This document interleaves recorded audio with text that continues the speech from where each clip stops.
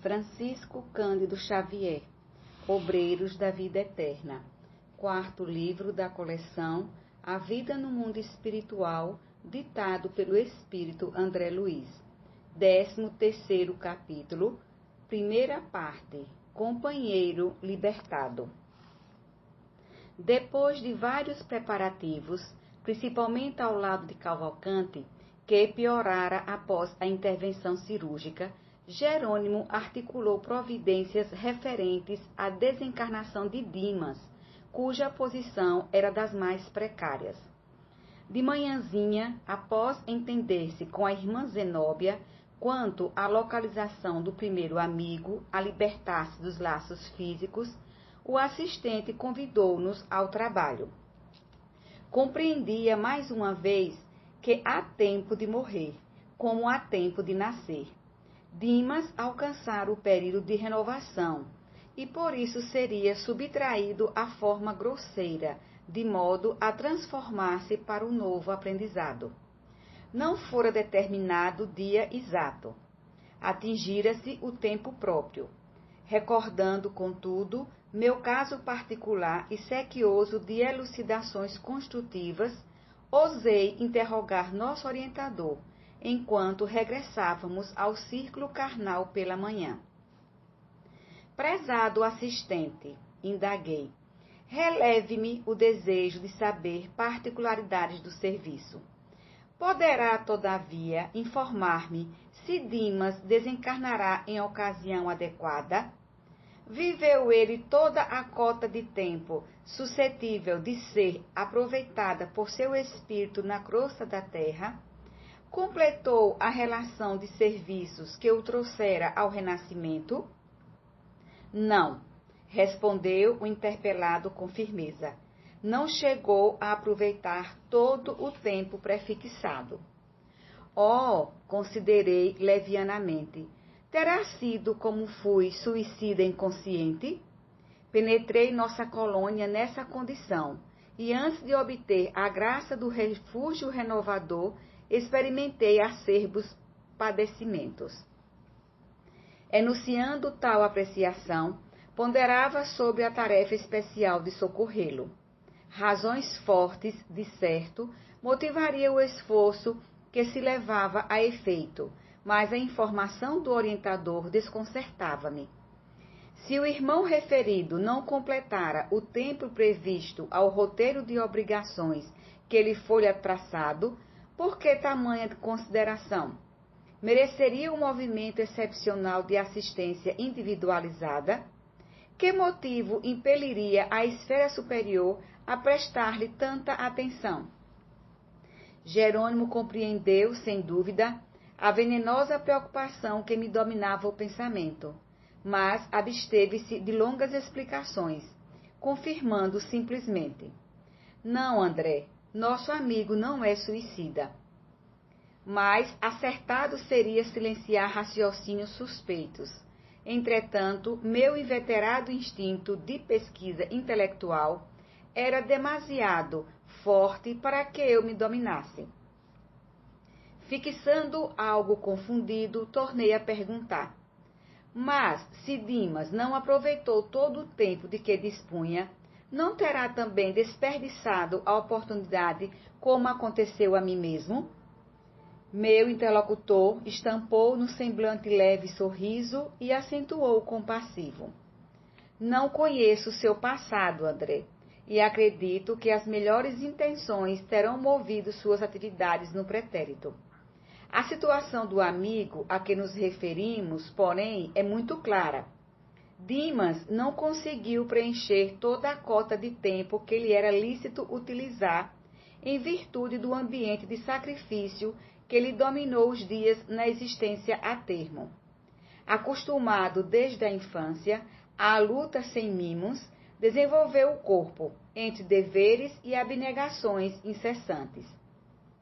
Desfavorecido de qualquer vantagem material, no princípio conheceu ásperas obrigações para ganhar a intimidade com as leituras mais simples. Entregue ao serviço rude no verdor da mocidade, constituiu a família, pingando suor no sacrifício diário. passou a vida em submissão a regulamentos, conquistando a subsistência com enorme despesa de energia. Mesmo assim, encontrou recursos para dedicar-se aos que gemem e sofrem nos planos mais baixos que o dele. Recebendo a mediunidade, colocou-a a serviço do bem coletivo. Conviveu com os desalentos e aflitos de toda sorte. E porque seu espírito sensível encontrava prazer em ser útil e em razão dos necessitados guardarem raramente a noção do equilíbrio, sua existência converteu-se em refúgio de enfermos do corpo e da alma. Perdeu quase integralmente o conforto da vida social. Privou-se de estudos edificantes que lhe poderiam prodigalizar mais amplas realizações ao idealismo de homem de bem e prejudicou as células físicas no acúmulo de serviço obrigatório e acelerado na causa do sofrimento humano. Pelas vigílias compulsórias, noite adentro, atenuou-se-lhe a resistência nervosa.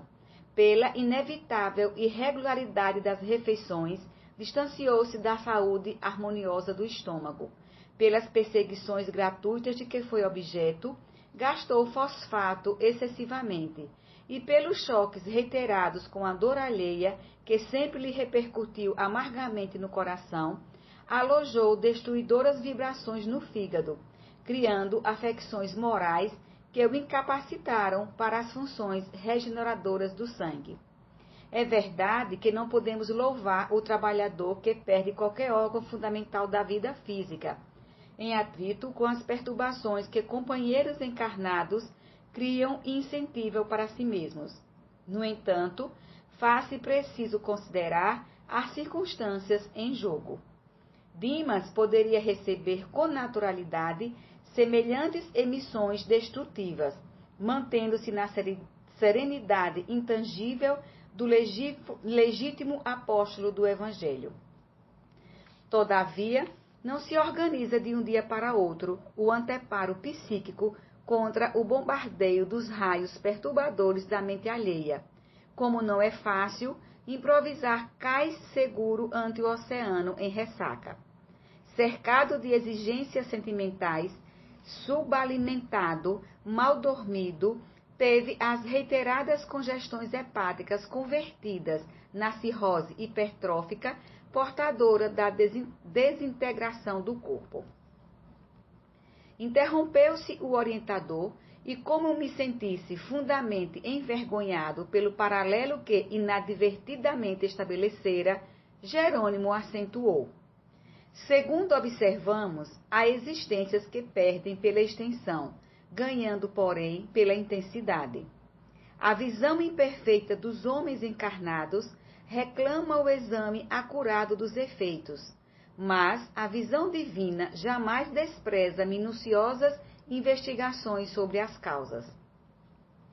Calei-me humilhado. O hábito de analisar pessoas e ocorrências unilateralmente, mais uma vez me impunha proveitosa decepção. Naturalmente, o assistente conhecia-me a antiga posição, estaria informado de meus desvios anteriores, mas dignava-se evitar-me desapontamento mais fundo com referências comparativas. Assomaram-me recordações do passado, mais nítidas e esclarecedoras. Inegavelmente, conduzir a minha última experiência como melhor me pareceu. Tomava refeições calmas e substanciosas a horas certas. Dera-me a estudos prediletos. Dispunha de meu tempo com rigorosa independência nas decisões. Cerrava a porta aos clientes antipáticos quando me faltava disposição para suportá-los. Nunca molestara o fígado por sofrimentos alheios, porque era ele pequeno para conter as vibrações destruidoras de minhas próprias irritações. Ao sentir-me contrariado nos pontos de vista pessoais e, sobretudo, aniquilara o aparelho gastrointestinal pelo excesso de comestíveis e bebidas aliados à sífilis, a que eu mesmo dera guarida levianamente. Havia, portanto, muita diversidade entre o caso Dimas e o meu. O dedicado servidor do bem empregara as possibilidades que o céu lhe confiara em benefício de outrem. Quanto a mim, centralizado em mim mesmo, gozara essas possibilidades até o clímax, perdendo-me pela abusiva saciedade. Jerônimo era, porém, suficientemente bom para não comentar realidades tão duras, reafirmando a generosidade espontânea que o caracterizava, desarticulou minhas impressões desagradáveis, tangendo assuntos novos.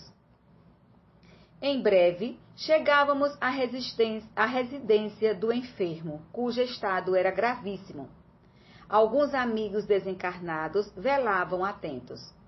Iluminada entidade que evidenciava grande interesse pelo agonizante, acercou-se do assistente, indagando se o decesso fora marcado para aquele dia.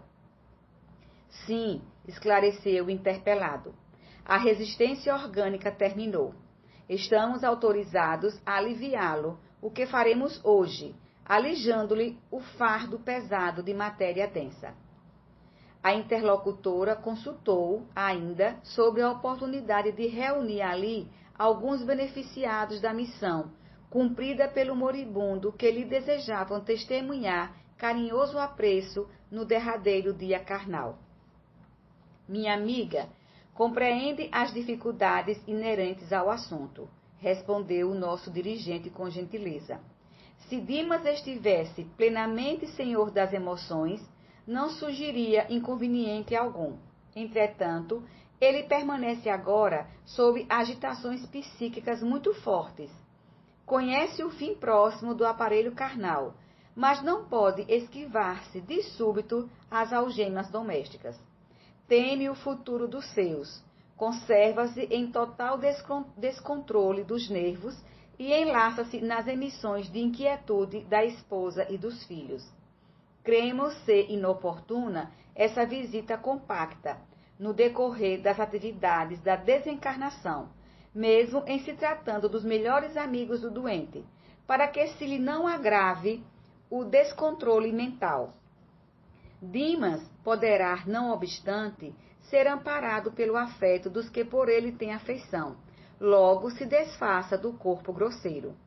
Além disso, sugiro que manifestação de carinho merecida e justa lhe seja prestada por quantos o estimam, no dia em que nos deslocarmos da casa transitória de Fabiano para as regiões mais altas. Nosso irmão e cooperador descansará ali sob atencioso cuidado, junto de outros amigos em condições análogas. Não faltaremos com um aviso prévio sobre sua partida, para que se congreguem conosco os seus afeiçoados, na prece de reconhecimento que elevaremos ao Todo-Poderoso. Francisco Cândido Xavier, Obreiros da Vida Eterna. Quarto livro da coleção A Vida no Mundo Espiritual, ditado pelo Espírito André Luiz. 13º capítulo, segunda parte, Companheiro Libertado. A consulente manifestou sincera satisfação e acentuou: bem lembrado, esperaremos a comunicação no instante oportuno. Logo após, despediu-se, afastando-se ao lado de outros visitantes de nossa esfera que nos deixavam agora campo livre para nossa necessária atuação. O transe era, sem dúvida, melindroso. A esposa do médium, ao pé dele, não obstante prolongadas vigílias e sacrifícios estafantes, que a expressão fisionômica denunciava, mantinha-se firme a seu lado, olhos vermelhos de chorar, emitindo forças de retenção amorosa que prendiam o moribundo em vasto amaranhado de fios cinzentos, dando-nos a impressão de peixe encarcerado em rede caprichosa. Jerônimo apontou-a bondoso e explicou: nossa pobre amiga é o primeiro empecilho a remover. Improvisemos temporária melhora para o agonizante, a fim de sossegar-lhe a mente aflita. Somente depois de semelhante medida conseguiremos retirá-lo sem maior impedimento. As correntes de força exteriorizadas por ela infundem vida aparente aos centros de energia vital, já em adiantado processo de desintegração. Recomendou ao assistente que Luciana e Hipólito se mantivessem ao lado da senhora, modificando-lhe as vibrações mentais e instruindo-me para coadjuvar-lhe a influenciação como se fazia mister. Enquanto mantinha as mãos coladas ao cérebro de Dimas, propiciando-lhe a renovação das forças gerais, Jerônimo aplicava-lhe passes longitudinais, desfazendo os fios magnéticos que se entrecruzavam sobre o corpo abatido. Reparei que o moribundo se encontrava já em dolorosas condições. Plenamente desorganizado, o fígado começava definitivamente a paralisar suas funções. O estômago, o pâncreas e o duodeno apresentavam anomalias estranhas. Os rins pareciam praticamente mortos. Os glomérulos prendiam-se aos ramos arteriais como pequeninos botões arroxeados. Os tubos coletores enrijecidos prenunciavam o fim do corpo. Sintomas de gangrena pesavam em toda a atmosfera orgânica. O que mais me impressionava, porém, era a movimentação da fauna microscópica. Corpúsculos das mais variadas espécies nadavam nos líquidos acumulados no ventre, concentrando-se particularmente no ângulo hepático, como a buscarem alguma coisa com avidez nas vizinhanças da vesícula. O coração trabalhava com dificuldade. Enfim, o enfraquecimento atingira o auge. Precisamos fornecer-lhes melhoras fictícias, asseverou o dirigente de nossas atividades, tranquilizando-lhe os parentes aflitos. A câmara está repleta de substâncias mentais torturantes. O assistente principiou então a exercer intensivamente sua influência. Dimas, de raciocínio obnubilado pela dor, não divisava a nossa presença. Os atritos celulares, pelo rápido desenvolvimento dos vírus portadores do coma, impediam-lhe percepções claras. As proveitosas faculdades mediúnicas que ele possuía haviam caído em temporário eclipse entre os choques do sofrimento. Era, porém, extremamente sensível à atuação magnética. Pouco a pouco, com a interferência de Jerônimo, o amigo acalmou-se, respirou em ritmo quase normal, abriu os olhos fundos e exclamou reconfortado: "Graças a Deus! Louvado seja Deus!" Um dos filhos, a contemplá-lo, de olhos súplices, seguiu-lhe as palavras ansioso, indagando num gesto de alívio: "Melhorou, papai?" "Oh, sim, meu filho, agora respiro mais livremente."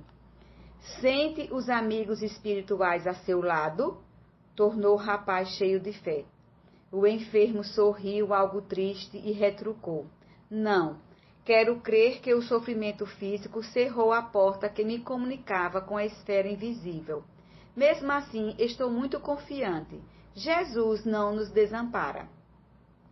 Fixou a companheira em lágrimas e aduziu: "Todos nós experimentaremos a solidão nos grandes momentos de aferir valores espirituais. Estou convencido de que os nossos guias do plano superior não me olvidarão as necessidades. Entretanto, não devo esperar que tomem cuidado permanente comigo." Falava em voz quase imperceptível, em virtude do abatimento, entrecortando as palavras na respiração opressa. A senhora, vacilante, estava inteiramente amparada por Luciana, que a abraçava afetuosa. Viam-se-lhe os sinais de angustioso cansaço. Lágrimas espessas corriam-lhe dos olhos congestionados. Jerônimo agora pousava a destra na fronte do moribundo, proporcionando-lhe força, inspiração e ideias favoráveis ao desdobramento de nossos serviços. Dimas mostrou novo brilho no olhar. Encarou a companheira, esforçando-se por parecer tranquilo, e rogou: Querida, vá descansar. Peço-lhe. Tantas noites a fio de sentinela acabarão por aniquilá-la.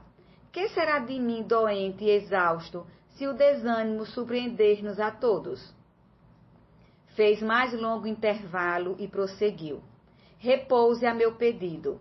Ficaria tão satisfeito se a visse mais forte. Não se retarde. Sinto-me muito melhor e sei que o dia será de calma e reconforto. Cedendo às instâncias do esposo e docemente constrangida pela influência de Luciana e Hipólito, a matrona recolheu-se ao quarto.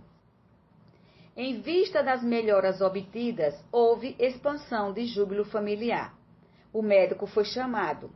Radiante, o clínico asseverou que os prognósticos contrariavam suposições anteriores. Renovou as indicações, dispensou os anestésicos e recomendou ao pessoal doméstico que entregasse o doente ao repouso absoluto. Dimas acusava melhoras surpreendentes. Era razoável, portanto, que a câmara fosse deixada em silêncio para que ele tivesse um sono reparador. O Esculápio atendia-nos ao desejo. Em breves minutos, o compartimento ficou solitário, facilitando-nos o serviço. O assistente distribuiu o trabalho a todos nós. Hipólito e Luciana, depois de tecerem uma rede fluídica de defesa em torno do leito, para que as vibrações mentais inferiores fossem absorvidas, permaneceram em prece ao lado, enquanto eu mantinha a destra sob o plexo solar do agonizante. Iniciaremos agora as operações decisivas, declarou-nos Jerônimo resoluto. Antes, porém, forneçamos ao nosso amigo a oportunidade da oração final. O assistente tocou demoradamente na parte posterior do cérebro. Vimos que o agonizante passou a emitir pensamentos luminosos e belos. Não nos via nem nos ouvia de maneira direta, mas conservava a intuição clara e ativa. Sob o controle de Jerônimo, experimentou imperiosa necessidade de orar.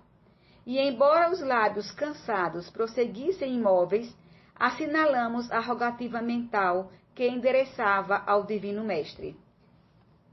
Meu Senhor Jesus Cristo, creio que atingi o fim de meu corpo, do corpo que me deste por algum tempo como dádiva preciosa e bendita. Eu não sei, Senhor, quantas vezes feri a máquina fisiológica que me confiaste. Inconscientemente quebrei-lhe as peças com meu descaso, menosprezando patrimônios sagrados, cujo valor estou reconhecendo em mais de 12 meses de sofrimento carnal incessante. Não te posso implorar a bênção da morte pacífica, porque nada fiz de bom ou de útil por merecê-la. Mas, se é possível, amado médico, socorre-me com teu compassivo e desvelado amor. Curastes paralíticos, cegos e leprosos. Por que te não compadecerás de mim, miserável peregrino da terra? Seus olhos deixaram escapar lágrimas abundantes. Francisco Cândido Xavier, Obreiros da Vida Eterna. Quarto livro da coleção A Vida no Mundo Espiritual, ditado pelo Espírito André Luiz. 13º capítulo, terceira parte, Companheiro Libertado. Após breves minutos, observamos que o agonizante recordava a meninice distante. Na tela miraculosa da memória, revia o colo materno e sentia sede do carinho de mãe. Oh, se pudesse contar com o socorro da abençoada velhinha que a morte arrebatara há tantos anos, refletia. Premido pelas doces reminiscências, modificou o quadro da súplica, lembrou a cena da crucificação de Jesus. Insistiu mentalmente por vislumbrar o vulto sublime de Maria e, sentindo-se de joelhos diante dela, implorou: Mãe dos céus, Mãe das mães humanas, refúgio dos órfãos da terra, Sou agora também o menino frágil, com fome do afeto maternal, nesta hora suprema. Ó Senhora Divina, Mãe de meu Mestre e de meu Senhor, digna-me abençoar-me. Lembra que teu Filho Divino pôde ver-te no derradeiro instante e intercede por mim, mísero servo, para que eu tenha minha Santa Mãe ao meu lado no minuto de partir. Socorre-me, não me abandones, anjo tutelar da humanidade, bendita entre as mulheres. Ó, providência maravilhosa do céu! Convertera-se o coração do moribundo em foco radioso e a porta de acesso deu entrada à venerável anciã, coroada de luz, semelhando neve luminosa. Ela se aproximou de Jerônimo e informou após desejar-nos a paz divina. Sou a mãe dele. O assistente comentou a urgência da tarefa que nos aguardava e confiou-lhe o depósito querido. Em breves instantes, tínhamos perante os olhos inolvidável quadro afetivo. Sentara-se a velhinha no leito, depondo a cabeça do moribundo no regaço acolhedor, afagando-a com as mãos cariciosas. Em virtude do reforço valioso no setor da colaboração, Hipólito e Luciana, atendendo ao nosso dirigente, foram velar pelo sono da esposa, para que as suas emissões mentais não nos alterassem o esforço. No recinto, permanecemos os três apenas. Dimas, experimentando indefinível bem-estar no regaço materno, parecia esquecer agora todas as mágoas, sentindo-se amparado como criança semi-inconsciente, quase feliz.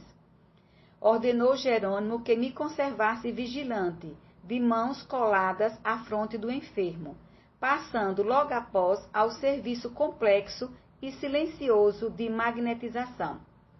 Em primeiro lugar, insensibilizou inteiramente o vácuo para facilitar o desligamento nas vísceras.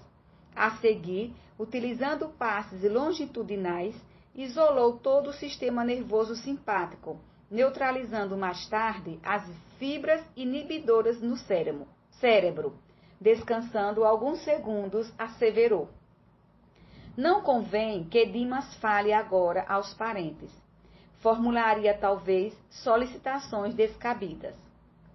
Indicou o desencarnante e comentou sorrindo: noutro tempo, André, os antigos acreditavam que entidades mitológicas cortavam os fios da vida humana. Nós somos parcas autênticas, efetuando semelhante operação. E porque eu indagasse, tímido, por onde iríamos começar, explicou-me o orientador. Segundo você sabe, há 3 regiões orgânicas fundamentais que demandam extremo cuidado no serviço de libertação da alma. O centro vegetativo, ligado ao ventre, como sede das manifestações fisiológicas. O centro emocional, zona dos sentimentos e desejos, sediado no tórax. E o centro mental, mais importante por excelência, situado no cérebro. Minha curiosidade intelectual era enorme. Entendendo, porém, que a hora não comportava longos esclarecimentos, abstive-me de indagações. Jerônimo, todavia, gentil como sempre, percebeu-me o propósito de pesquisa e acrescentou: noutro ensejo, André, você estudará o problema transcendente das várias zonas vitais da individualidade. Aconselhando-me cautela na administração de energias magnéticas, a mente do moribundo começou a operar sobre o plexo solar, desatando laços que localizavam forças físicas. Com espanto, notei que certa porção de substância leitosa extravasava do umbigo, pairando em torno. Esticaram-se os membros inferiores com sintomas de esfriamento. Dimas gemeu em voz alta, semi-inconsciente. Acorreram amigos assustados. Sacos de água quente foram-lhe apostos nos pés. Mas, antes que os familiares entrassem em cena, Jerônimo, com passes concentrados sobre o tórax, relaxou os elos que mantinham a coesão celular no centro emotivo, operando sobre determinado ponto do coração, que passou a funcionar como bomba mecânica desreguladamente. Nova cota de substância desprendia-se do corpo, do epigastro à garganta, mas reparei que todos os músculos trabalhavam fortemente contra a partida da alma, opondo-se à libertação das forças motrizes, em esforços desesperados, ocasionando angustiosa aflição ao paciente. O campo físico oferecia-nos resistência, insistindo pela retenção do senhor espiritual. Com a fuga do pulso, foram chamados os parentes e o médico, que acorreram pressurosos. No regaço maternal, todavia, e sob nossa influenciação direta, Dimas não conseguiu articular palavras ou concatenar raciocínios. Alcançáramos o coma em boas condições. O assistente estabeleceu reduzido tempo de descanso, mas volveu a intervir no cérebro. Era a última etapa. Concentrando todo o seu potencial de energia na fossa reboidal, Jerônimo quebrou alguma coisa que não pude perceber com minúcias, e brilhante chama violeta dourada desligou-se da região craniana, absorvendo instantaneamente a vasta porção de substância leitosa, já exteriorizada. Quis fitar a brilhante luz, mas confesso que era difícil fixá-la com rigor. Em breves instantes, porém, notei que as forças em exame eram dotadas de movimento plasticizante.